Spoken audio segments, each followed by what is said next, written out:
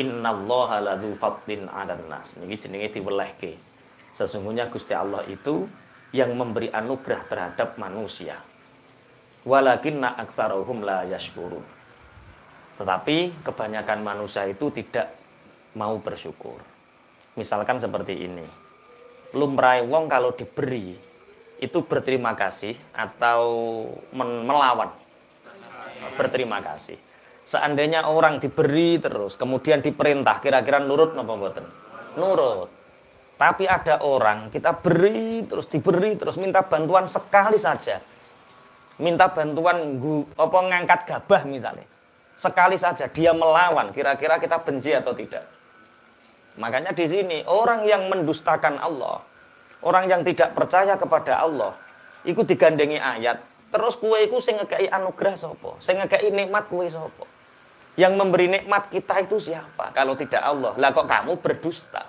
Lah kok kamu berbohong, kufur kepada Allah? Makanya syukur niki teng ayat lintu gampang pahamane. Wa qalilum min ibadiyas syakur. Ayatnya gampang apalane. Wa qalilum min ibadiyas syakur. Jajal apal napa mboten? Wa qalilum min ibadiyas syakur. Dan dari hambaku sedikit yang mau bersyukur. Makanya ketika Sayyidina Umar bin Khattab menjadi khalifah, itu ada sebagian sahabat yang lain setelah sholat itu berdoa, ya Allah jadikan aku kelompok orang-orang yang sedikit. Jadikan aku bagian kelompok orang yang sedikit. Ditanya oleh Sayyidina Umar bin Khattab, kenapa engkau meminta bagian yang sedikit? Kenapa engkau meminta digolongkan menjadi bagian yang sedikit? Karena Allah berfirman wa qalilum min ibadiyas syakur. Karena Allah berfirman sedikit sekali golongan manusia dari hambaku yang bersyukur, maka aku ingin menjadi bagian yang sedikit itu. Di sini ada 250 orang yang hadir.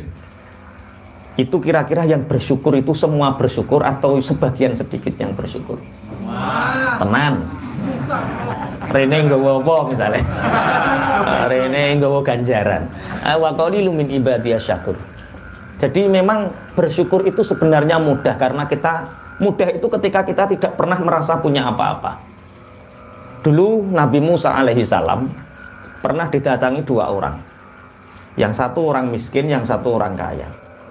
Yang miskin itu mengatakan, ya Nabi Allah, wahai Nabi Musa, engkau adalah Nabi Allah, engkau adalah Rasul Allah yang punya maqamul istijabah, punya kedudukan di mana doamu dikabulkan oleh Allah. Iya. Tolong doakan aku wahai Nabi Allah, aku dalam keadaan sempit, aku nggak punya apa-apa, tolong doakan aku menjadi orang kaya. Apa kata Nabi Musa?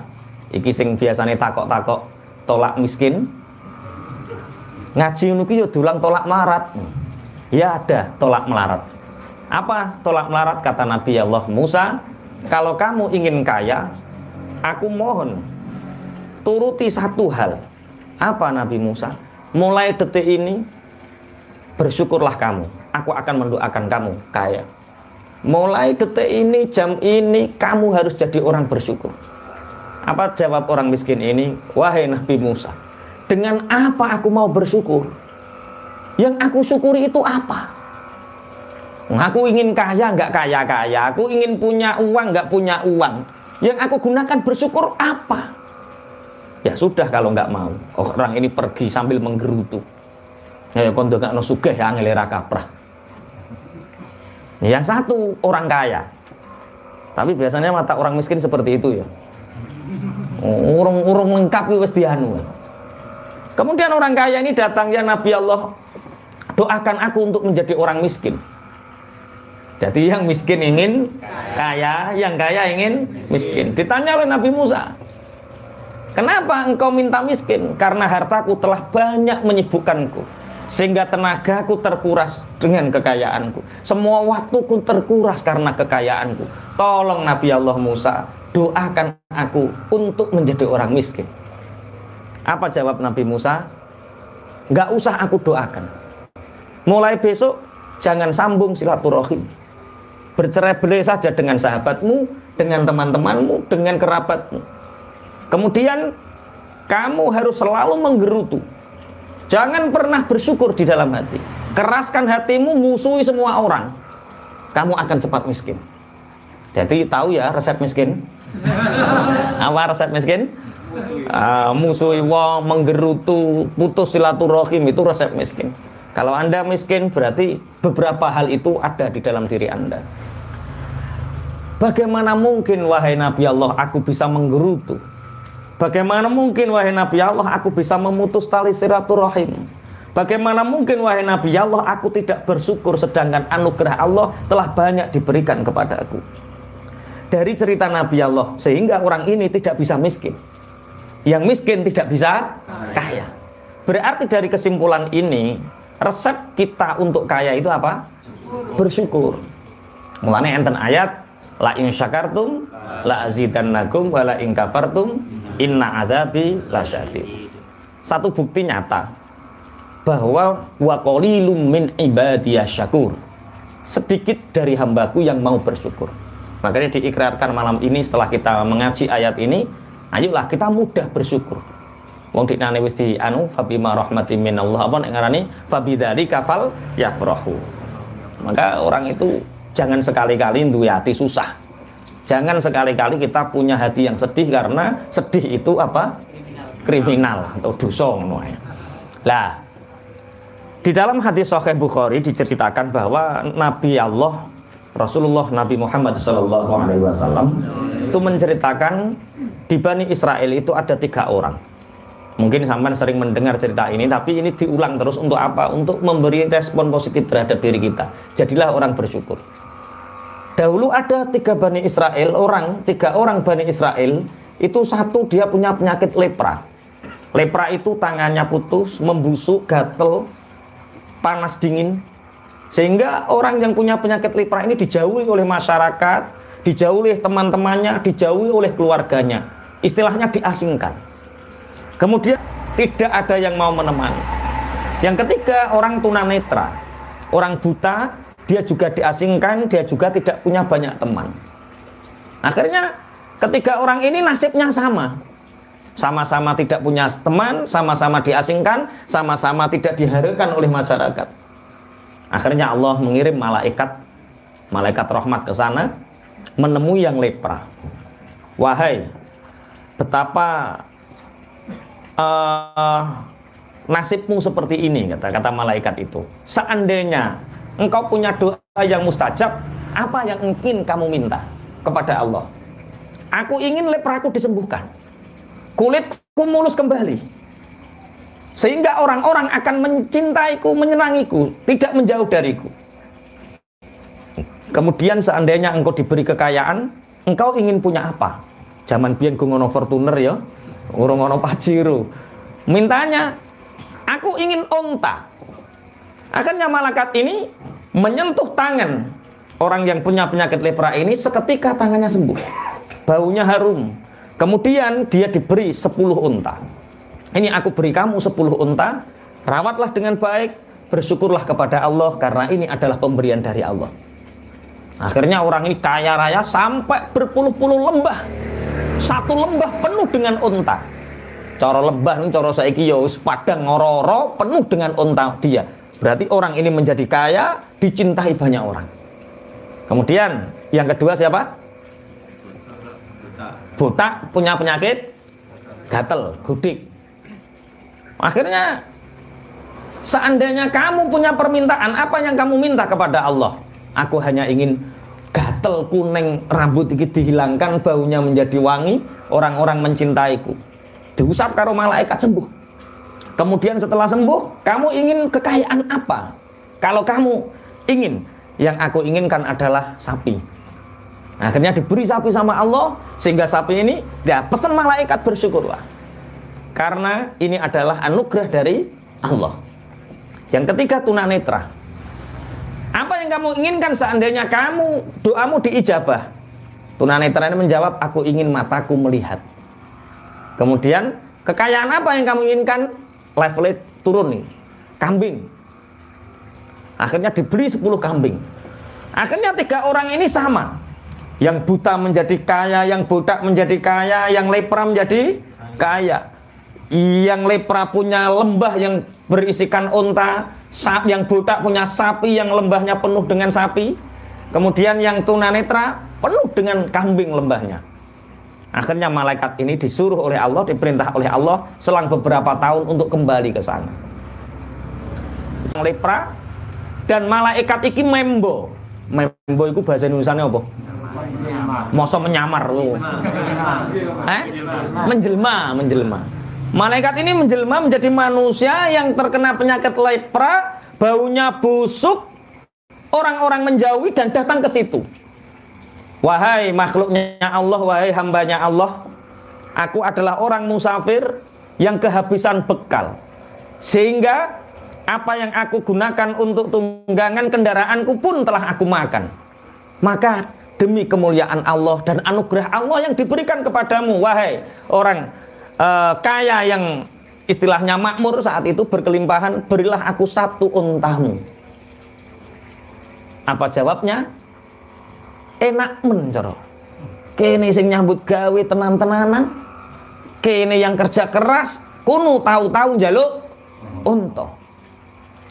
Aku mendengar kata malaikat ini bahwa dulu engkau adalah orang yang terkena penyakit lepra.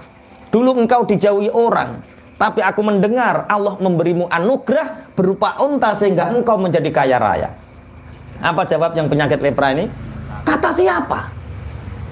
Onta ini turusan onta ini tinggalan nenek moyangku dulu.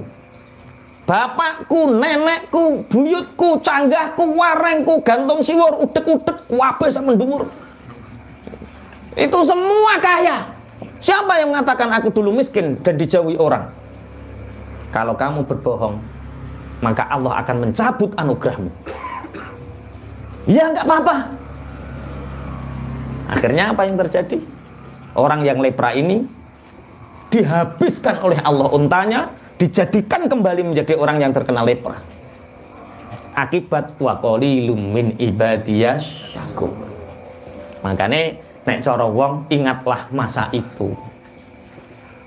Kemudian yang kedua siapa? Buta. Orang buta ini sama persis. Malaikat membo menjelma menjadi orang buta. Setelah menjelma menjadi orang buta, ditanya lagi, ini anugerah dari Allah? Bukan, ini adalah pemberian nenek moyangku. Bapakku kaya, terus apa kakekku kaya, kemudian buyutku kaya, canggahku kaya, warengku kaya, gantung siwur, udek-udek, terus udek-udek apa Mbak Grom? Masa debok bosok. Pokoknya sak mendur itu kan. Masa debok bosok. Jadi apa? Bapak terus kakek terus buyut terus canggah terus wareng terus gantung siwur udek-udek dhisik udek-udek terus debok bosok. Lah yo wong kakeknya gak debok bosok. Nah itu kaya semua. Akhirnya aku mendengar bahwa sapi, lembahmu yang dipenuhi sapi ini adalah anugerah pemberian dari Allah, dan aku minta satu saja dari sapimu. Apa jawab si budak ini? Tidak. Kalau kamu berbohong, maka harta kekayaanmu akan habis. Enggak, silahkan. Aku enggak pernah berbohong. Habis ini sapi ini. Yang ketiga siapa? Yang buta, tunanetra. Yang lepra hartanya habis, yang sapi hartanya yang buta hartanya habis, yang tunanetra. Ada orang tunanetra ini, malaikat yang menjelma menjadi tunanetra, dia kesulitan meminta bantuan untuk perjalanannya dimudahkan. Aku minta satu kambing darimu, semoga Allah membalasmu dengan kebaikan. Apa kata tunanetra ini? Kamu nggak tahu saya dulu itu seperti kamu. Jangankan satu, kamu minta 100 tak kasih. Ini semua adalah fadl dari Allah. Ini semua adalah anugerah dari Allah. Sudah kamu minta mana? Sudah kamu minta mana? Akhirnya malaikat itu, enggak, aku enggak minta apa-apa. Aku diutus oleh Allah hanya untuk mengujimu. La in syakartum la azidannakum wa qalilum min ibadiyas syakur.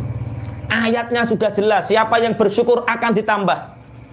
Tapi sedikit sekali orang yang bersyukur. Kenapa? Karena menganggap Qala innama utituhu ala ilmin indi. Sesungguhnya kita meraih ini karena ini adalah kemampuanku untuk menghasilkan pundi-pundi harta ini. Pun Allahumma sholli ala Muhammad. Nah, jadi kunci daripada kita nanti berhadapan dengan Allah di yaumil qiyamah itu bersyukur. Bersyukur dengan apa? Pemberian dari Allah. Kita bersyukur menghadap Allah, kita pede. Untuk apa anugerah yang aku berikan kepadamu? Hartamu, jabatanmu, waktumu, kesehatanmu, semua ditanyakan oleh Allah. Kalau kita bersyukur, kita bisa menjawab. Kesehatanku untuk beribadah kepadamu ya Rob. Hartaku untuk berjuang di jalanmu ya Rob. Waktuku aku habiskan untuk berzikir kepadamu ya Rob. Akalku aku gunakan untuk memahami ayat-ayatmu ya Rob. Semua nanti terjawab. Itu sebagai bentuk perwujudan syukur. Akalmu kamu gunakan apa? Neng dunya catetane ngaji ora ngopi ya ning Pak. Wah iki ya ngopi nek ngopi apa? Ngolah pikir ya ora apa-apa. Lah nek ghibah tipis-tipis sana, ghibah tipis-tipis sini. Wa qalilum min ibadiyas syakur. Tapi sedikit dari orang yang bersyukur. Maka ini pelajaran untuk kita bahwa kita harus selalu bersyukur. Selalu apa? Bersyukur. Bismillahirrahmanirrahim. Makanya ada satu sahabat dulu yang bernama Abi Qilabah. Ini diceritakan oleh Abdullah bin Muhammad. Ketika Abdullah bin Muhammad ini melewati satu daerah di Aris, satu daerah di Mesir. Ini diceritakan dalam Qisasul Aulia. Itu dia bertemu dengan seseorang yang digubuk. Mulutnya tidak pernah berhenti untuk berzikir, selalu basah. Setelah aku lihat di perkemahannya, ternyata orang itu kakinya lumpuh, tidak bisa apa-apa, kulitnya kering keruntang. Setelah ditanya, ternyata dia beberapa hari tidak makan. Terus zikiranku, alhamdulillah, alhamdulillah, alhamdulillah. Uang pirang-pirang dina ora mangan, sikile lumpuh, kulit kering keruntang, badan panas sekali. Iku zikir alhamdulillah, alhamdulillah, alhamdulillah. Sehingga Abdullah bin Muhammad iki janggal, sing di alhamdulillah ya opo? Wong sampai eneng mau gregeten karo Gusti Allah, misoh-misohno pengiran gak karo-karuan. Wayah nyaur utang orang duit-duit. Wayah goleki anak-anake, wah nakal. Us. Sampai misoh-misoh Gusti Allah dancuk tenan. Wah kan. Karena apa? Karena hatinya itu jauh dari syukur. Sehingga Abdullah bin Muhammad ini tanya, apa yang kamu syukuri, Pak? Bagaimana bagaimana aku tidak bersyukur, sedangkan Allah masih menetapkan iman di dalam hatiku? Bagaimana aku tidak bersyukur, sedangkan lisan ini masih bisa berzikir menyebut asma Allah? Bagaimana aku tidak bersyukur, Allah telah memberi anak yang soleh, sehingga setiap hari dalam kelumpuhanku ini Allah melewat anakku mencukupi aku. Cuma berhari-hari ini anakku tidak datang dan aku tidak makan. Aku masih bisa bersyukur karena setiap deraian nafasku yang aku keluarkan itu ada asma Allah. Jadi cara yang disyukuri, orang syirik itu syukur. Tak baleni. Kita nggak syirik itu sudah apa? Syukur. Kita nggak maksiat itu wis apa? Syukur. Terus sing mbok susah ya apa? Tolong carikan fulan. Siapa tahu engkau menemukan anakku ciri-cirinya seperti ini, seperti ini, seperti ini. Dicari oleh Abdullah bin Muhammad ini. Ternyata setelah dicari, ternyata di bebatuan itu ada jasad anak muda, ciri-cirinya persis. Dilihat, oh ini anaknya, ternyata anaknya ini dimakan harimau. Datang ini Abdullah bin Muhammad membawa jasadnya. Bapak, ketika Nabi Ayub hartanya dihabiskan oleh Allah, apa yang dilakukan oleh Nabi Ayub? Bersabar. Jawabnya bersabar. Ketika Nabi Ayub anak-anaknya ada wakilah 14 orang, berjumlah 14 orang diambil oleh Allah dalam waktu seketika, daf'atan wahidah. Apa yang dilakukan Nabi Ayub? Bersabar. Kemudian istri-istri Nabi Ayub minta cerai. Apa yang dilakukan Nabi Ayub? Bersabar. Aku kabarkan kepadamu, wahai orang tua, bahwa anakmu telah dimakan oleh binatang buas dan jasadnya aku bawa. Wahai fulan, Alhamdulillah Allah telah mengirimmu ke sini untuk merawat jenazah anakku. Dalam keadaan seperti itu lu masih bersyukur. Dalam keadaan anaknya dicabik-cabik oleh binatang buas, dia masih bersyukur. Karena apa? Anakku diwafatkan dalam keadaan iman dan berbuat baik kepada orang tuanya. Berarti Allah mengirimmu, wahai fulan, untuk memandikan jenazah anakku, mensolatkan anakku, dan selanjutnya memandikan aku dan mensolatkan aku. Saat itu langsung Abi Kilabah meninggal dunia. Setelah itu Abdullah bin Muhammad ini mencari orang untuk membantu dia. Setelah orang-orang tahu, Masya Allah, ini adalah sahabat besar yang bernama Abi Kilabah. Masyhur sekali. Jasadnya harum, wangi, semerbak, karena orang ini selalu bersyukur. Dan terus awake dibanding Nabi Kilabah, Masya Allah, terus sing mbok susahi opo? Ayo, sing sumpek-sumpek ya, ayo. Sing disusahi opo? Kenapa Pak Ikram sing disusahi? Enggak ada. Apa jajal? Ayo ngomong saiki, sapa sing mbok susahi?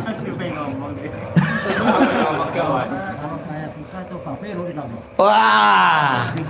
Kalau dia susah, fafirru ilallah, berlarilah menuju Allah. Karena kesedihan itu akan menggugurkan dosa-dosamu. Karena kesedihan kita menuju kepada Allah, fafirru ilallah. Sebenarnya Allah itu sudah, bahasannya banyak. Innallaha ladzu fadlin 'alan nas. Banyak sekali anugerah yang sudah Allah kasih kepada kita. Cuma kadang-kadang kita itu nggak merasa dikasih Allah. Makanya ada satu hadis dari Rasulullah, al-qalil minal mahbub katsirun, itu penting kita pelajari dan selalu kita tanamkan dalam hati. Al-qalilu minal mahbub katsirun. Sedikit dari yang kita cintai itu akan terasa besar. Tak boleh nih. Sedikit dari yang kita cintai itu akan terasa besar. Pemberian sebesar apapun kalau kita benci itu nggak ada nilainya. Menurut sampean tukaran karo tonggo, sampean musuhan sama orang, sampean dikasih 2 juta uang nggak kelihatan. Karena apa? Benci. Saya itu pernah dikasih uang sama Habib Syekh. Karena saya seneng sama Habib Syekh, dikasih uang 2.000, Pak. 2.000, kecil atau besar itu? Hah? Saya pernah dikasih uang Habib Syekh 2.000. Dikasih Gus Baha mulai 20.000 sampai 1.000 sampai 400.000, you tahu. Uangnya masih, Pak, sampai sekarang. Karena apa? Aku mencintai mereka. Tak simpen. Masih 2.000. Tapi tak titiknya tak tambahi dewi, Pak. 2 miliar. Loro kan 2.000 toh, nolih tak tambahi. Ditambahi piro tak kayak titik. Tak tambahin 6, terus tak limenating.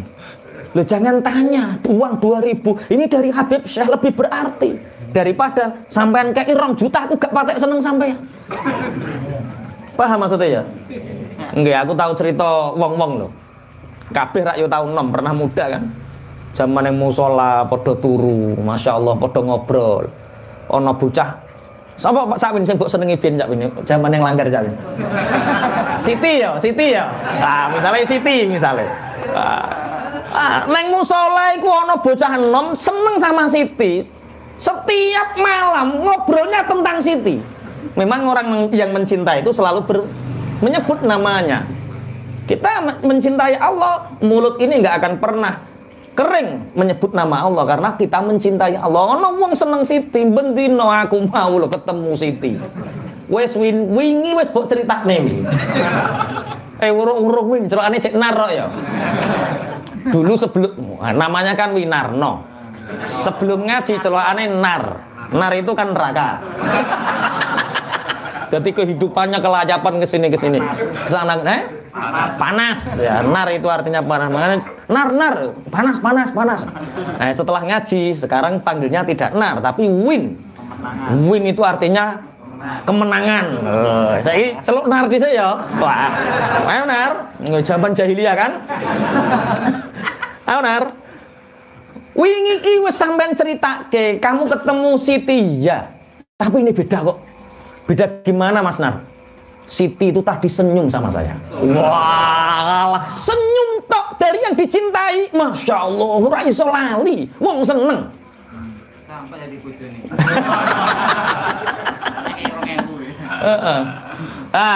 Hari berikutnya Narno ini dikasih permen Kopiko. Nek ngerumat, ya Allah. Diocei, didilat, leboke plastik ada isap, ya Allah. Sak musola geger nar. Glani Kopiko nek ngerumat. Apa kata Cak? Jangan lihat Kopikonya. Aku beli Kopiko sak terkuat. Wong tuku kursi sak tronton kuat. Apalagi beli Kopiko kuat. Jangan lihat Kopikonya, tapi ini Kopiko dari Siti. Kecil dari yang kita cintai akan terasa besar. Allah sudah ngasih banyak kepada kita. Anugerah. Mata bisa berkedip, nyawa yang masih ada di kandungan badan, iman yang masih menetap, kesehatan yang masih bisa digunakan. Itu semua anugerah Allah banyak dan besar. Tapi mungkin karena kita belum terlalu mencintai Allah, sehingga anugerah yang sebesar itu kelihatannya kecil. Berarti sing keliru Allah apa awake? Awake. Berarti kalau Anda ingin tahu seberapa banyak Allah ngasih anugerah ke kita, seberapa besar Allah di dalam hati kita, itu jawabannya. Gusti Allah ki kurang aku ki karo aku ki mbah piye yo. Modelnya rapat perhatian no. Aku itu kurang ngopo jajal tahajud wes sedekah wes kok ngene ae. Itu karena kamu menganggap Allah itu kapitalis dan makelaran. Mestinya jangan gitu pula pikirnya. Allah sudah ngasih banyak kita. Karena kita belum terlalu mencintai Allah dan tidak mencintai Allah, makanya kita seberapapun dikasih Allah kelihatannya kecil. Tapi sedikit apapun pemberian, kalau kita mencintai Allah kan besar. Orang dikasih sakit sama Allah, kalau dia cinta Allah, alhamdulillah dosaku hilang sebab sakit ini. Orang tidak dikasih uang sama Allah, kalau dia cinta Allah, alhamdulillah gara-gara aku nggak duit duit gak iso selingkuh. Perkara aku duit potensi soalnya.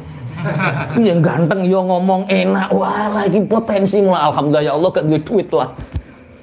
Dalam setiap keadaan kita bisa bersyukur, paham maksudnya ya? Berarti sing salah Allah apa awake? Awake kita belum mencintai Allah, makanya pemberian Allah yang begitu besar terasa sangat kecil. Pun dilanjut.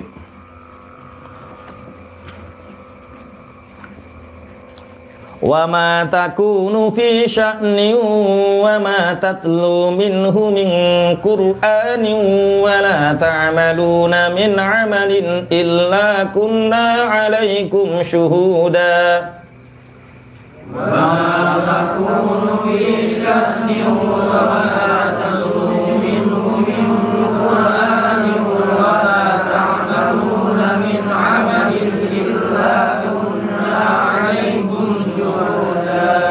إلا كنا عليكم شهودا إذ تفيضون فيه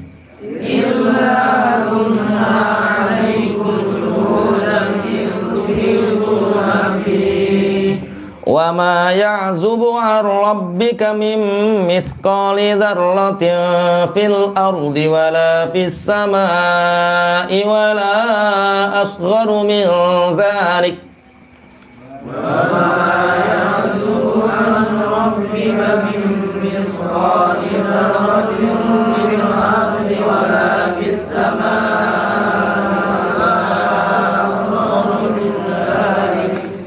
ولا أصغر من ذلك ولا أكبر إلا في كتاب مبين ولا أصغر من ذلك ولا أكبر إلا في كتاب مبين وما تكون لن أرى أنا سبا سيرا محمد يا أيها asyrafil khalqi ya asyrafal khalqi sira ora ana Muhammad ora ana iku fi sya'nin tetep ing dalem perkara kang penting wa ma tatslulan ora maca sapa sira kabeh minhu saking sya'an utawa minhu krana sya'an min Qur'anin ing Al-Qur'an wala ta'malulan orang lakoni sapa sira min amalin ing amal illa kunna Angin ono sapa ingsun Allah alaikum ing atase sira kabeh ana iku syuhudan kang nyekseni utawa mirsani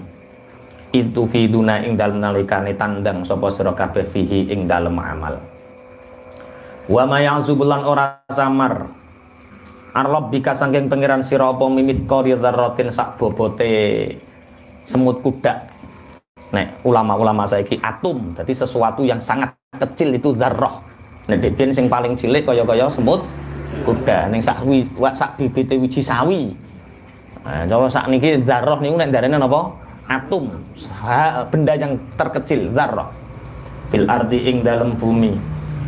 Wala fis samai lan ora kang tetep ing dalem langit, wala asghara lan ora kang luwih cilik min dzalika saking mengkono mung dzarrah bahkan lebih kecil daripada dzarrah.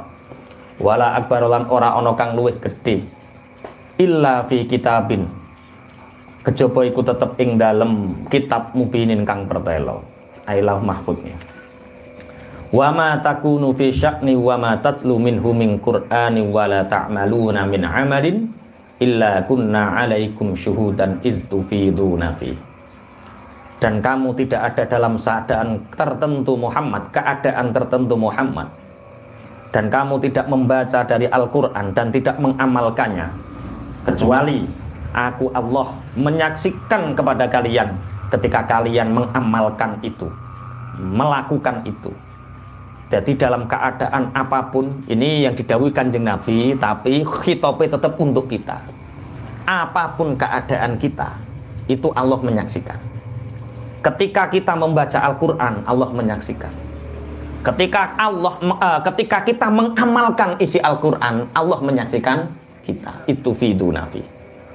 Wa ma ya'zubu ar-rabbika mimithqali dzarratin, dan tidak samar bagi Allah dan tidak samar dari Tuhanmu apapun walaupun sebesar dzarrah atom di bumi, dan tidak samar apapun yang ada di langit, bahkan yang lebih kecil dari atom itu, yang lebih kecil dari dzarrah itu, atau yang lebih besar, kecuali semua telah tercatat di kitabim mubin. Semua telah tercatat di Lauh Mahfud. Hari ini Senin tanggal 4 Oktober itu di Lauh Mahfud telah tercatat. Si Fulan bin Fulan hadir dalam majelis taklim, ngaji Al-Quran, membaca satu ayat, kemudian dipahami artinya, semua dicatat di Lauh Mahfud. Banyak dari sekian orang yang ingin hadir tidak dicatat di Lauh Mahfud. Ketika akan berangkat wetenge mules, ketika keluar dari WC sudah ada tamu. Jadi pahalanya tidak ngaji, tapi pahalanya nerima tamu. Ternyata tamu nih utang duit. Terus mulai gawetun atau ngaji aku mau. Dalam keadaan apapun kita dalam pengawasan Allah. Dalam keadaan apapun. Kalau kita sedih, siapa yang mengawasi kita? Allah. Kalau kita bahagia, siapa yang mengawasi kita? Allah. Kalau kita tertekan, siapa yang mengawasi kita? Allah. Kita tidak bisa lepas dari pengawasan Allah. Makanya ulama-ulama sufi itu sering mengatakan, bohong sekali orang yang mengaku beriman tapi dia bermaksiat di hadapan Tuhannya. Ya ayo ciri iman, percaya karo Gusti Allah, percaya dalam pengawasannya Allah. Lah kok bermaksiat ning ngarepe Gusti Allah. Bohong besar. Tapi kan wong tasawuf lho ya. Nek sampean yo maksiat titik-titik ra apa-apa, sangane kok kaya nabi ra tau maksiat. Tapi nanti kita bahas wali loh ya.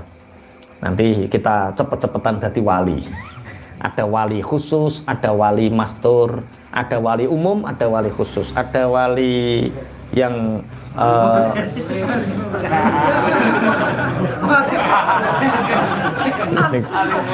lah yo bahas wali murid ini sekolahan baik kan? Lah wong ngaji Quran yo tenan, wali tenan kok wali murid ini. Wali tenan kok wali murid. Oke, tak baleni. Wa ma takunu fi sya'nin. Ini sing didhawuhi Kanjeng Nabi, tapi ayat ini khitabnya untuk seluruh umatnya. Kamu Muhammad tidak ada dalam satu keadaan tertentu kecuali kamu dalam pengawasannya Gusti Allah. Kita dalam keadaan kondisi apapun, kita dalam pengawasannya Allah. Melane ba'du ayat niki mangke menceritakan bahwa walinya Allah itu tidak akan punya rasa takut, tidak akan punya rasa gundah gulana karena dia merasa sangat nyaman bersama Allah. Iku jenenge isyak billah. Sangat nyaman bersama Gusti Allah, isyak billah. Dan ini harus dilatih. Bojo purek. Kok. Iya, berarti budal ngajimu menghindari bojo purek. Ya ora, kembalikan kepada Allah. Sehingga kita sangat isyak billah. Dalam keadaan apapun, duwe duit yo nyaman karo Allah, orang duwe duit yo nyaman karo Gusti Allah. Duwe utang yo nyaman karo Allah, orang duwe utang yo nyaman karo Gusti Allah. Jangan gantungkan kebahagiaanmu dengan hal-hal sing kudu mbok wujudno. Lah ya wong sugih lho, bahagiane wong sugih ya Allah, angen-angene wong sugih tulul amale. Sudah punya mobil Xenia, ini kalau mobil saya ganti Fortuner ndai nikmate. Lah ya wong bahagia kok digantungno mobil Fortuner. Yang sing melarat-melarat ngene iki ndang eneng motor sogun-sogun kebur 2 juta ngono. Lah ya kepengin bahagia kok ngenteni Kentucky, ngenteni spaghetti. Sambel korek dikei tempe, porno yo enak. Kalau kita menikmati, oke. Setiap keadaan kita harus bisa nyaman bersama Allah. Namanya apa? Isyak billah. Isyak billah. Jadi wong nek wis ngenot niki go, Masya Allah urip niku ayem. Jadi kok nunjukno. Dadi jenengan dulur karo dulur geger. Iku sebab dhek nyaman karo Gusti Allah urusan akhirat apa perkara donya? Donya. Lah ngono ki terus dadekno akhirat. Ya wis Kak, wong donya ae, aku rasah rapopo, engko tak sumbang. Ndae ana wong. Lah sing mbok golek iki akhirat apa donya? Nek sing mbok godhog donya kecewa. Karena dunia belum tentu kita miliki, bahagia kita nggak bisa. Lah yo sing loro-loro, kok ayem kok ngenteni sehat lho. Enggak yo katok sampean. Yo nek waras. Kebablasan. Yuk, bahagia itu kapan? Ya sekarang. Dengan apa kita bahagia? Isyak billah. Wis matur nuwun Gusti pokoke loro ngene iki yo mbok awasi. Ngurangi dosa. Iya. Murid cerdas sing ngene iki. Iya toh. Wong sehat karo wong loro iku bandingane, Masya Allah. Pahala itu berlipat-lipat orang yang sakit. Makanya ketika Allah mencintai seorang hamba dan hamba itu telah banyak maksiat, wis tumpuk-tumpuk, Allah menjadikan dia sakit. Karena di dalam orang sakit itu kata Rasulullah, dia itu ditunggoni 4 malaikat. 1 malaikat yang mengambil raut muka, sing asale cereng. Orang sehat, kalau orang sakit pucet. Berarti di situ ada malaikat. 2 malaikat yang mengambil tenaga. Karena orang sehat tenaganya kuat, orang sakit lemah. Yang ketiga mengambil rasa. Orang sehat makan telap-telap, ngombe seger, orang sakit pahit. Yang keempat malaikat yang mengambil nyawa yo bablas, nyawa dosa. Jadi asalnya kita banyak dosa, kita sakit dan bersabar, kita sehat, tenaga kembali, raut muka kembali cerah, kemudian makan terasa enak, dosa diampuni oleh Allah. Lah terus sing mbok pikir apa kok sampai susah? Ngewe isyak billah, isyak billah. Tapi anu ta Ustaz. Sing melarat-melarat ini kan pengen duwe omah. Masa kok setiap hari kok kos numpang di orang kontraktor. Lah yo. Makanya dulu saya sering tak ceritakan ya. Saya itu punya temen cacat. Sama seperti saya cacat. Cuma bedanya dia punya istri 2, saya 1. Iya, istrinya berapa? 2, 1. Punya rumah tidak. Anaknya banyak. Dari 2 istri itu, kalau nggak 8 ya 9 anaknya itu. Kalau hati saya itu ada detik-detik apa jentik-jentik hubud dunia. Kok mikir dunia sampai kemrungsung lali apa-apa, biasanya istri ngajak ke sana. Itu yang digunakan itu rumahnya perhutani, Kak. Jadi kan di tengah hutan ada rumah perhutani yang ditinggalkan. Dia minta izin ditempati di situ. Omahe welek, bojone loro, semayang. Sampai omahe apik tumpakan mobil ora disayang bojo jajal biyen. Kita bojone sayang. Saya sama istri itu pernah jam 6 pagi. Saya kalau ke sana itu memang sering pagi karena siang banyak aktivitas. Pagi itu assalamualaikum warahmatullahi. Masya Allah Pak Yai, aku dirangkuli karo bojoku. Masya Allah bojone yo ning kono kabeh, anake kari loro. Sing 7 mondok kabeh. Lah ngobrol sampai jam setengah 8. Yang laki-laki itu ngomong, "Dek, Pak Yai nggak sampai paringi sarapan." Sarapan apa to, Bang? Lah piye lho, kae sore beras wis telas. Beras dari tadi sore itu habis. Coba ono wong wedok beras entek lu ra kondo sing lanang dan nyaman bahagia dia. Nek bojomu piye? Beras masih setengah sak, ya Allah, beras entek gak nengker ya Allah. Ini ya Allah deh gak ngomong. Ya sebentar Pak Yai yo. Karena saya menghormati zuhud perasaan itu lebih didahulukan daripada zuhud perut. Kalau perut haram bisa dimuntahkan, tapi sekali menyakiti karena saya mungkin kasihan dan saya pulang nggak enak, tak tunggu Pak. Yo jim tak golek beras, beli beras, tukune saya udah 3,5 kilo atau piro. Dimasukkan majikom sarapan bareng saya. Sarapan bareng, tak tanya. Anak yang pertama di mana Kang? Anu Pak Yai, yang pertama itu neng Mojokerto. Yo tak titipno ngene Kiai Glundung. Ya biaya, ya enggak kok. Enggak. Dadi ono ning Mojokerto dititipno kiai ora biaya, terus ning Kediri biaya. Kabeh anak 7 mondok kabeh saleh kabeh. Karena apa? Zuhud qanaah. Lah lu iso isek billah. Jamaah sama istri biasa urip nang tengah alas biasa. Enggak ada apa-apa. Sampean Masya Allah duit ning rekening jek 2,5 juta, paniknya setengah mati. Itu berarti kesalahannya siapa? Diri kita sendiri. Makanya dalam keadaan apapun ingatlah kamu dalam pengawasannya Allah. Ketika kamu baca Quran, Allah mengawasimu. Ketika kamu mengamalkan isi dalam Al-Quran, Allah mengawasimu. Illa kunna alaikum syuhudan intufiduna fi. Terus apa yang kita risaukan? Wong Allah selalu bersama kita. Oke ya, siap ya? Wes. Iki sesuk gak oleh sambat ning ngene kiai, Pak Yai ngeten wis. Apa yang kamu risaukan? Allah selalu bersama kita. Pun telanjengaken. Wa ma ya'zubu 'an rabbika min mithqali dzarratin fil ardi wala fis sama. Ini untuk menunjukkan betapa kuasanya Allah. Tidak ada satupun yang samar bagi Allah, bahkan sebiji dzarrah, atom yang ada di bumi, atom yang ada di langit, bahkan lebih kecil dari itu. Semua dalam penguasaan Allah. Gusti Allah ngopeni semut gak ono sing kliwatan, ngopeni apa manuk gak ono sing kliwatan, ngopeni makhluk sedunia gak ono sing kliwatan. Sampai ngopeni pitik 300 ono sing telu gak keimangan.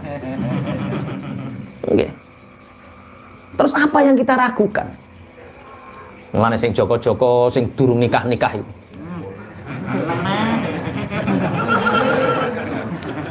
Jangan ragu kalau kamu nikah itu kamu, oh ya Allah, ojo ragu tentang maisha aja. Mulane pede kaya santri. Santri pulang nggak punya pekerjaan. Delok. Kadang ya, memang itulah hidup itu aneh. Makanya orang santri itu mbuh nekat, mbuh piye gak ngerti. Coba orang S2 mau nikah itu ribetnya minta ampun. Ini kalau nggak kerja gimana? Mas kawinnya kurang banyak gimana? Terus setelah ini malah walah akeh. Santri pekerjaan nggak punya. Nikah mahare yo sithik. Yo nikah, Pak. Yo wani. Oh, ngaku mas kawinku utang kok. 350 nggo bayari naib utang akhirnya gratis. Perkara naibe gak mentolo mungkin. Tapi yo gak apa-apa. Allah itu menjamin kita. Perawan itu sebelum nikah duduh susu nggak keluar.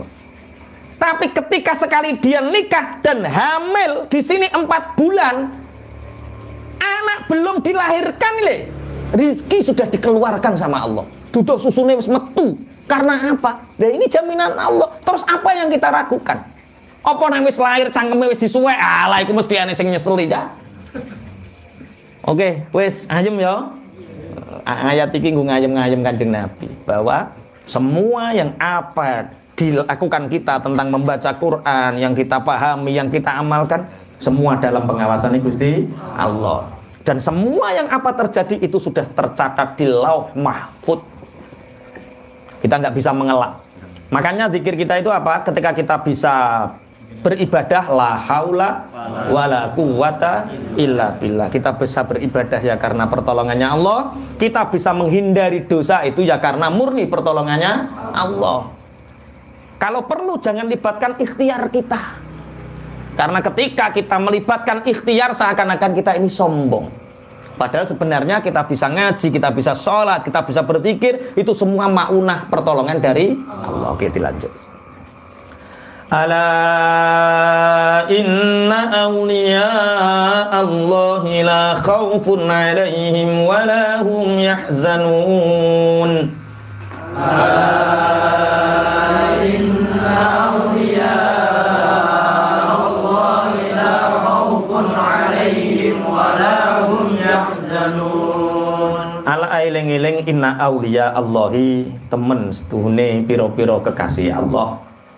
Iku la khaufun ora ana wedi, iku maujud alaihim ing atase aulia, walahum lan ora ana utawi aulia iku yahzanuna padha susah sapa aulia. Ingat bahwa sesungguhnya orang-orang yang mencintai dan dicintai Allah itu tidak ada takut bagi mereka dan tidak ada sedih bagi mereka. Jadi ciri khas orang yang dekat dengan Allah itu tidak ada rasa takut, tidak ada rasa gundah. Mereka enjoy, itu walinya Allah. Wali itu aulia, itu dari kata waliyun, artinya teman dekat, teman setia atau kekasih, atau wilayah dari masdar wilayah. Wilayah itu orang yang dekat. Jadi wali itu siapa? Wali itu adalah orang yang mencintai dan dicintai Allah, itu wali. Tidak bertepuk setengah tangan, karena apa? Banyak orang mencintai tapi tidak dicintai. Karena wali itu apa? Orang yang mencintai dan dicintai Allah. Makanya kemarin ketika Mas Taufik mendirikan rumah itu tak buat muqaddimah bahwa kemuliaan itu ada dua, izun itu ada dua. Izun yafna, yang pertama adalah kemuliaan yang akan sirna. Yang kedua izun la yafna, kemuliaan yang tidak akan pernah sirna. Izun yafna itu apa? Kemuliaan yang akan sirna itu apa? Ya kemuliaan-kemuliaan yang sifatnya duniawi. Kami tua itu izun yafna, kemuliaan yang akan sirna. Carik, bayan, lurah itu izun yafna. Presiden, RT, wah. Ya RT juga itu ya izun yafna, kemuliaan yang akan sirna. Tapi ada kemuliaan yang tidak akan pernah sirna, izun la yafna, kemuliaan yang tidak akan pernah sirna. Apa? Habibullah, waliyullah. Apa itu? Mencintai dan dicintai Allah. Kenapa sampai bisa mencintai dan dicintai Allah? Sampai mereka tidak punya rasa takut, tidak punya rasa gundah, karena mereka selalu merasa dalam pengawasannya Gusti Allah. Umpama ini, Pak Ikram miliarder misalnya. Amin, amin. Miliarder duitnya wakil. Kebutuhannya Pak Hadi itu hanya 10 juta. Hanya 10 juta. Terus Pak Hadi yang jejere Pak Ikram yang dinenti karo Pak Ikram suatu saat 10 juta dibutuhkan. Ayem to ora kira-kira? Neng jejere Pak Ikram sing miliarder sampean hanya kebutuhannya piro? 10 juta. Kira-kira dijejeri Pak Hadi apa Pak Ikram terus kira-kira sampean atine ayem enggak? Ayem wong 10 juta dhek miliarder. Lah yang selalu bersama kita itu Allah yang menciptakan jagat alam raya. Lah yo, terus yang mbok susahi apa? Makanya wali-walinya Allah itu tidak punya rasa takut, tidak punya rasa gundah. Tapi syaratnya dadi wali itu satu, keimanannya, takwanya, mengikuti sunnah-sunnahnya. Nek sampean ngaji karo aku, pola pikir tentang wali sing rambutnya gimbal, rata wadus, rata sholat, stop itu dulu, itu di stop dulu. Kita ngaji Quran itu syaratnya wali apa? Bersih. Ya maksudnya imannya jelas, apa-apanya tertib. Sunnah. Ya sunnahnya Rasul dikerjakan. Ya syariatnya dikerjakan. Oke, ikut dulu. Mulanya kadang-kadang kalau ada orang, saya senang ziarah. Sampai hari ini saya senang ziarah. Ziarah ke makamnya bapak, ziarah ke makam guru, saya senang ziarah. Tanya teman-teman yang ngaji sama saya. Sering nggak tak ajak ziarah? Nih guru-guru sering. Lewat tanggir mesti ziarah nih Mbah Muslim. Tapi ojo melulu ziarah ning gone wali sing apa mati ngelalekke melupakan wali sing masih hidup. Karena yang menyampaikan ilmunya wali yang sudah meninggal itu pasti wali yang masih hidup. Mulane yo ziarah iku loro, ya wali sing urip, ya wali sing hidup. Dadi ngeten. Jadi wali iku yo imane bener, islame bener, sunnah-sunahe bener, syariate yo bener. Iki wali saka jalur umum.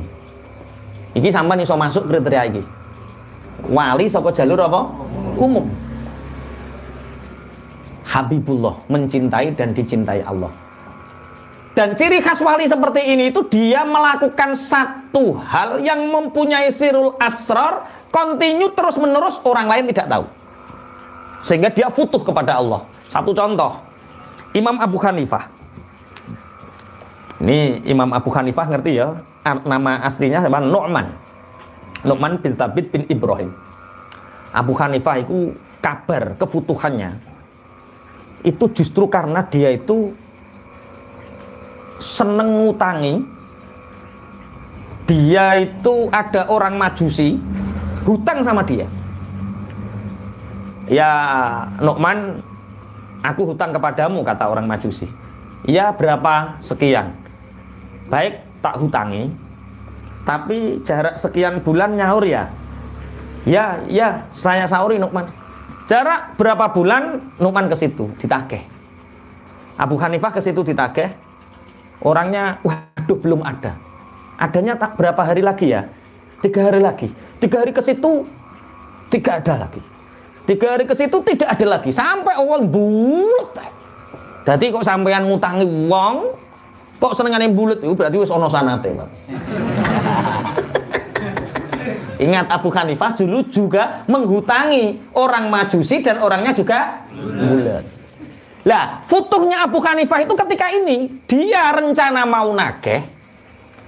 Lewat samping rumah, maksudnya lewat pinggir rumahnya orang Majusi, tiba-tiba Abu Hanifah ini terpeleset dan sepatunya ini nyaduk teletong, plek, nempel tembok rumahnya orang Majusi.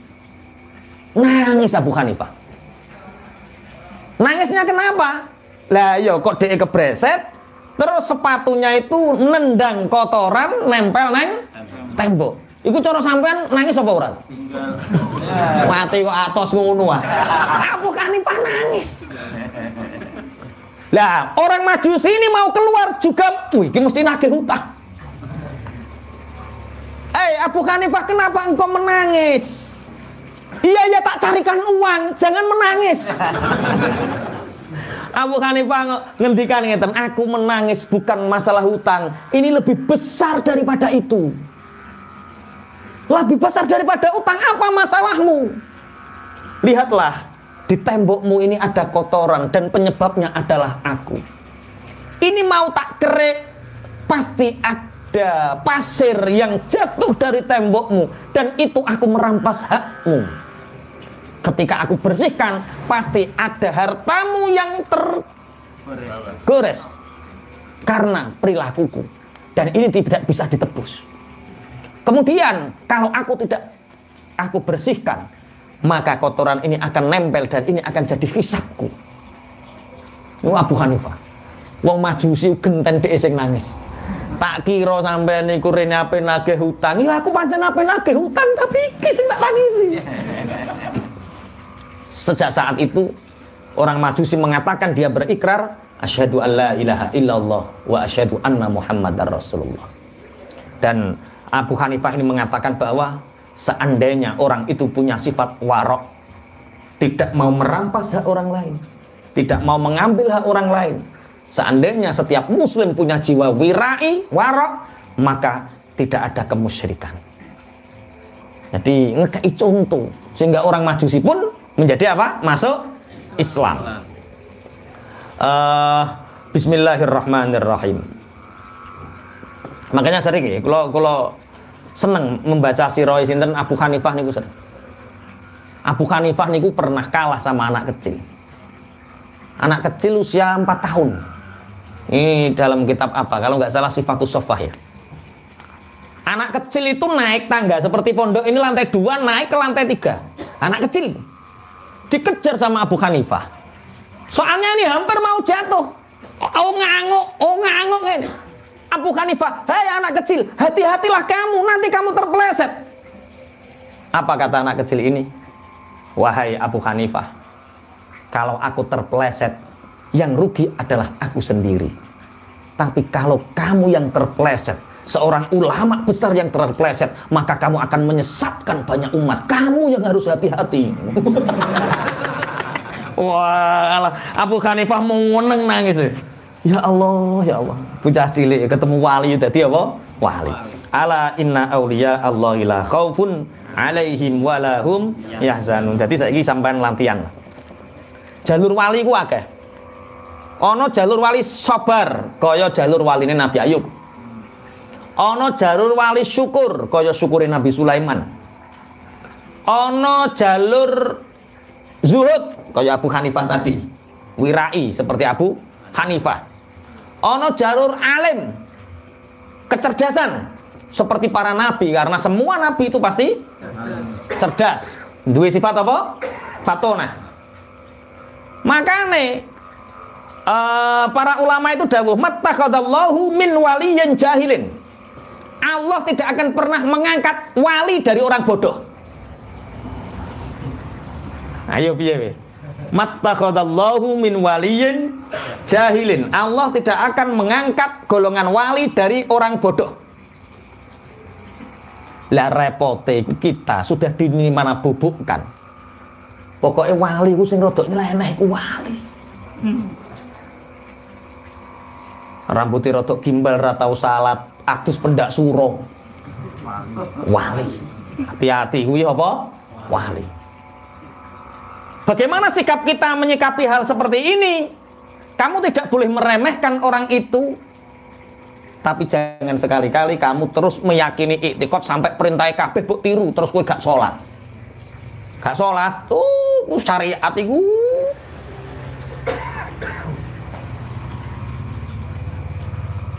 Derajat wali ku ora perlu sholat. Dawuh Allah itu wa aqimis sholata li dzikri. Dirikanlah sholat untuk kamu mengingatku. Lah nek wong awam-awam ngene iki sholat sebagai wasilah untuk mengingat Allah. Lah nek ngene iki kan tingkat tinggi. Enggak usah sholat sudah ingat Allah. Terus kowe guruku lo hebat. Piye ra tau sholat. Tapi eling wis nek eneng bangsa ngono kuwi aja percaya. Karena apa? Lah dhek luwih parek ndi karo Kanjeng Nabi Muhammad sallallahu alaihi wasallam. Kanjeng Nabi sholat napa mboten? Sholat. Kecuali orang itu sudah majdhub.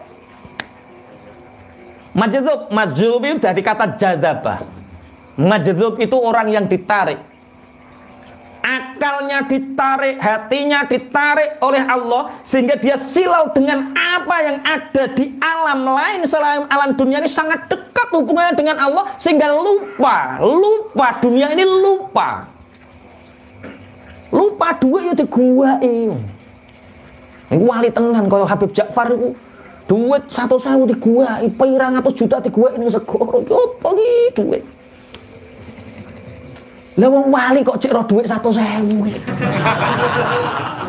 Wayah ro duit ora majdhub, ora jadzab. Wayah salat jadzab. Wah ya, normal-normal saja ya. Dawuh ulama mattakhadallahu min waliyyin jahilin. Allah tidak mengangkat dari wali dari golongan orang yang bodoh. Jadi syariate ditoto, syukur sabare ditoto, zuhude ditoto, meninggalkan maksiat, insyaallah. Ora wali-wali dhewe. Ngene iki sing wali sapa, ngene iki ya ora ngerti. Engko ndang melu wali ngaji ngene iki melu ya ora ngerti. Bismillahirrahmanirrahim. Jadi kita tidak boleh meremehkan orang lain, tapi dalam kita bersikap harus tidak boleh melewati batas-batas syariat. Karena orang tanpa syariat kemudian melakukan hakikatnya tanpa syariat, maka orang itu pasti menjadi orang yang lacut. Neng pinggir jalan, ketika ada kemaksiatan, ada gadis cantik lewat, diwasi terus. Fek, wasit terus ayu.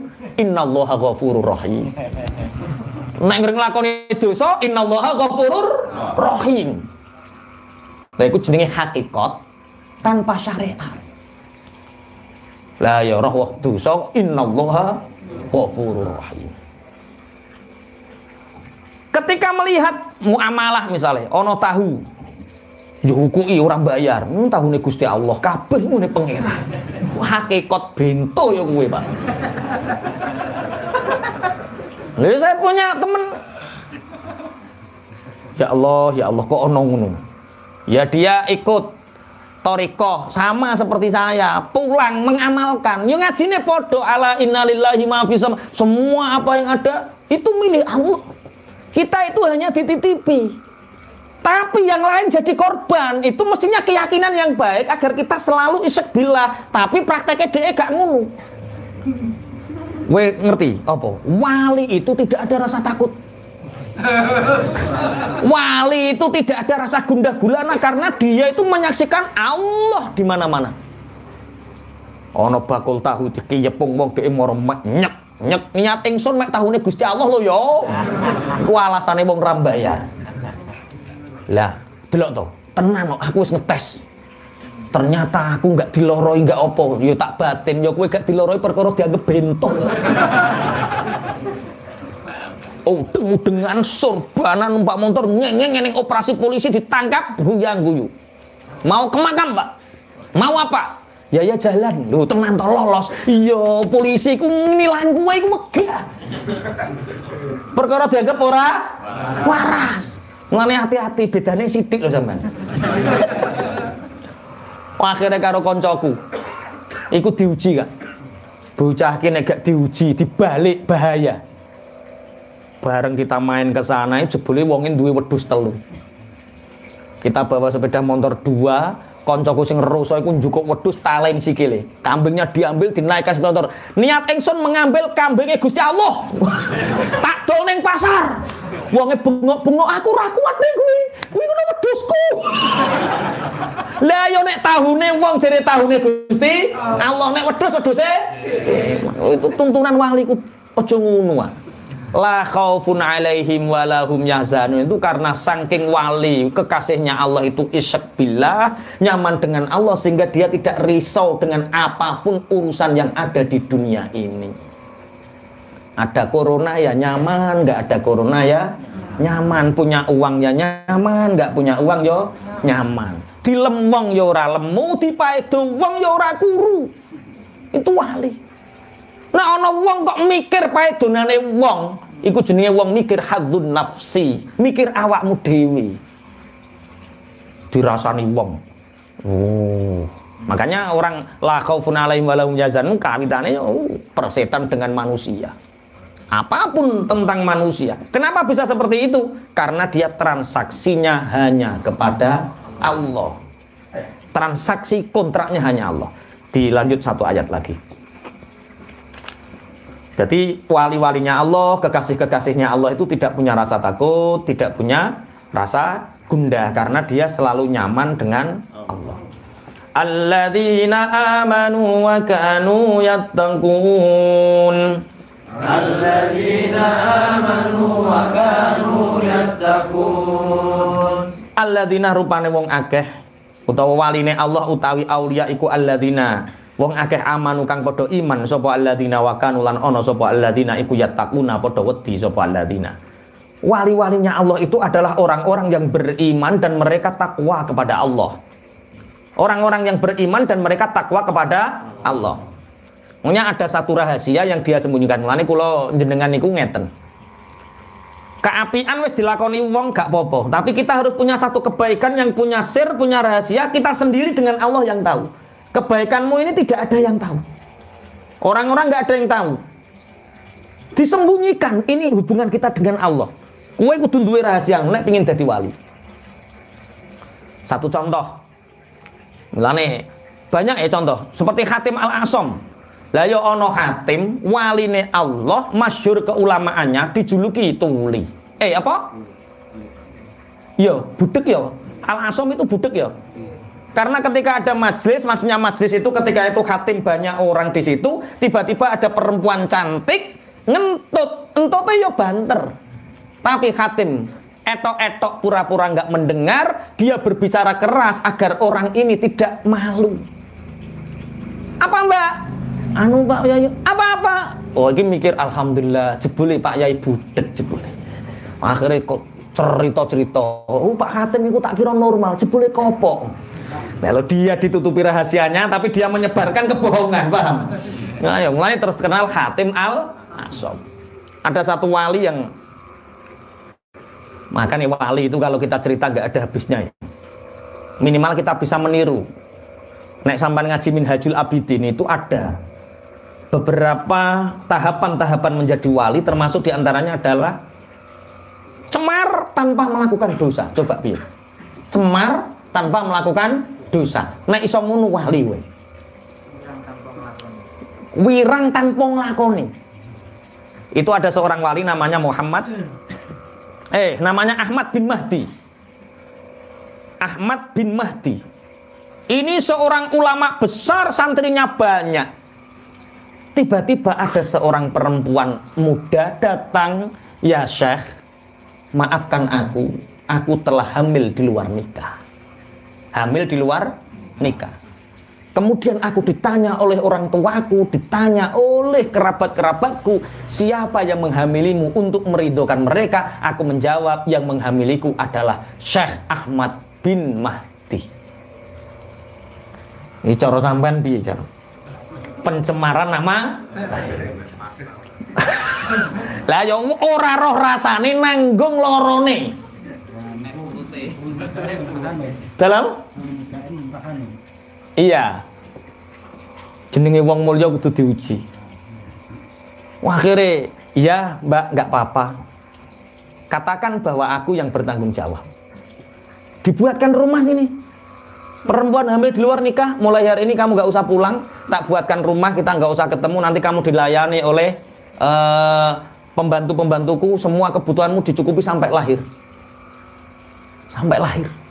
Sehingga kerabatnya ini seneng, alhamdulillah anakku dinikah siri karo Syekh Ahmad bin Mahdi. Ketika mendengar kelahiran bayi ini, sudah punya rumah sendiri, kemudian kerabat-kerabatnya berkunjung. Selamat atas kelahiran putramu Syekh, selamat atas kelahiran putramu. Ini cara wis ora roh rasane. Kena pulute ya, nek wong Jawa ya ora roh rasane kena pulut. Tapi luar biasa. Apa? Syekh Mahdi ini mengeluarkan berapa ribu dinar, Pak, bawa pulang anak bapak. Ini telah aku ceraikan kemarin dan aku kasih hadiah ini. Bawalah pulang, ini untuk merawat anaknya dan anak bapak. Dicerai. Padahal aslinya ora cerai ora opo-opo. Untuk memberi kehormatan gadis ini, Pak, Syekh Ahmad bin Mahdi setiap bulan ngirim 200 dinar untuk menutupi aibnya. Sebagai bentuk seakan-akan dia ayahnya yang memberi nafkah anaknya. Akhirnya wali betul ini Ahmad bin Mahdi. Sampai Allah qadarullah anak ini dipanggil oleh Allah meninggal, sehingga perempuan ini ternyata hartanya banyak dari Imam Ahmad ini. Dibawa ke sana, Syekh, terima kasih engkau telah menolongku, memberi kehormatan kepadaku. Uang yang kamu berikan selama ini terlalu berlebih dan ini sisanya masih banyak, aku kembalikan. Tidak, Mbak. Aku sudah mengikrarkan diriku kepada Allah untuk memberi nafkah anakmu. Dan aku tidak mungkin mengambilnya kembali, bawa pulang itu sebagai hakmu. Wali, Pak. Gelem ngono, ayo golek sapa? Lho sampean ora kok, anakmu ora mbok rumah. Iya, tambah anaknya dewe tambah ora dirumat. Anak yang ada di sana nggak dirumat, anak itu ngono kok pengen jadi wali konti. Syekh Ahmad bin Mahdi menanggung, dia menjadi satirul ayub, penutup aib bagi orang yang terkena aib. Tapi berat model ngene iki aja lah, berat ketoke berat ya. Ini kita moro-moro wong perawan, moro ning ngene Kak Budi misale. Siapa kamu? Saya istri ketiganya. Wah. Kira-kira diusir to ora karo moro tuane? Wah, diusir. Padahal ora. Lah bareng ngaji ini terus iya memang. Dadi wali ora rusak kabeh. Memang berat ya wali itu. Alladzina amanu wa kanu yattaqun. Ala inna awliya Allahi la khaufun alaihim wa la hum yahzanun.